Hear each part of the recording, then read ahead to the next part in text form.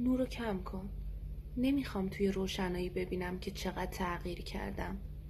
زمان با آدم اصلا مهربون نیست. یه روز صبح از خواب بیدار میشی، میبینی صورتت همون صورتی نیست که مردم براش شعر میگفتن.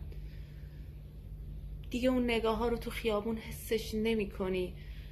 دیگه کسی ازت نمیپرسه فروزان حالت چطوره، چون انگار نامرئی شدی. میدونی مشکل چیه؟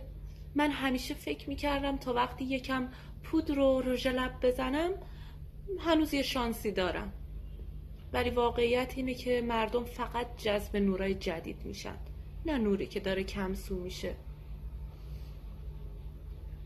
شاید